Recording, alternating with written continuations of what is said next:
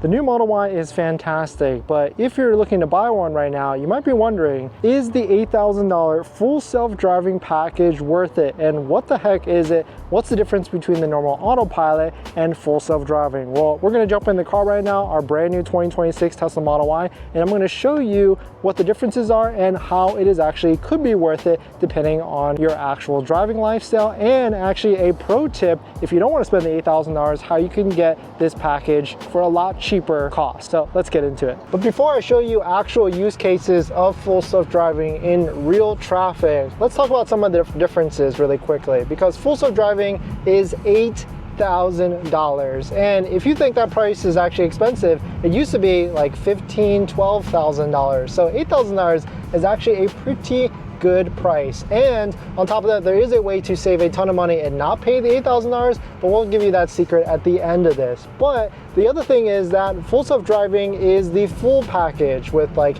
highway driving, end-to-end, and also city driving as well. Full self-driving, literally you can put in your destination, hit the brake, and it will take you from your point A destination to your point B destination. But if you don't want to get into any of that, you just want lane centering and acceleration and deceleration on the highway, all Tesla vehicles actually come with Autopilot, which is completely free. And for most people, Autopilot is actually perfectly enough for the daily commute that's all highway or even road trips or anything like that. And so you really have to have an ROI or use case in which full self-driving could save some time. And that use case for me is if you drive anywhere from 1 hour plus for your normal commute, and a good amount of it, like 70% of it, is on the highway, then full self-driving actually could make a lot of sense and could have like a good ROI, because you'll basically have a lot of that time back to kind of essentially do whatever you're looking to do, or even just relax on your normal commute, because it takes out all those micro decisions that you have to make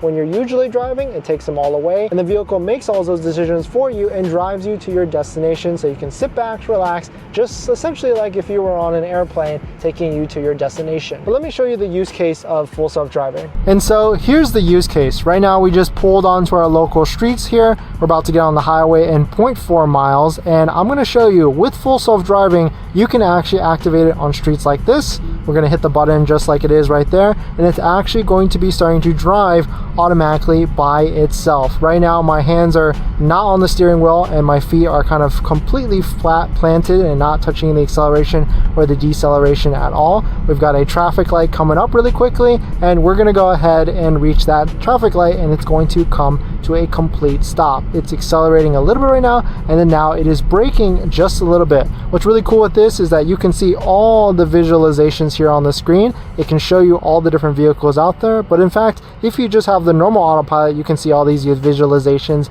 anyway, so there's really not an added package that you have to get to this. But to show you some other things, within full self-driving there's 3 different profiles. So if you don't want it to be as aggressive like it is right now for hurry, you can actually switch it to standard, and also chill. Chill means drive in slower lanes with minimal lane changes. Standard means drive at normal speeds and adjust with traffic, and then hurry means drive faster with more frequent lane changes so that it can get you to your destination. So right now the light turned green, it just accelerated a little bit, and now we can see as it drives normally to the next destination onto the highway. So I'll show you pretty quickly how comfortable this is. You can see it just made a right lane change into the lane to go onto the highway, and we're not touching it at all. Every once in a while you do have to hit the steering wheel or scroll the knob a little bit so that it shows that you're paying attention, but you essentially could sit back, relax, and just look straight as it takes you to your destination. So right now the right ticker just turned on and it's about to turn onto the highway.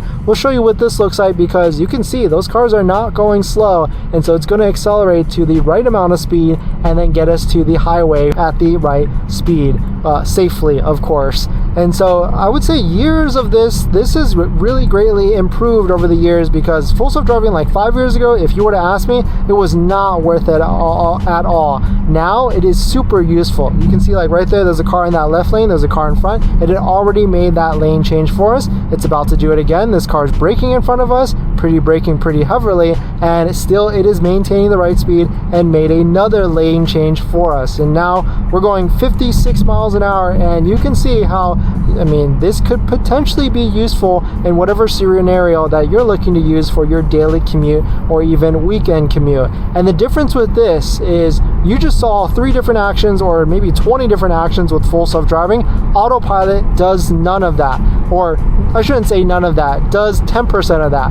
Autopilot just stays in the lane as you are right now, keeps it centered in the lane, and accelerates and decelerates, and that's it. If you want to switch to another lane, you have to deactivate Autopilot, make the lane change yourself, and then reactivate Autopilot onto it. And so you can kind of decide for yourself whether this $8,000 package is completely worth it or not.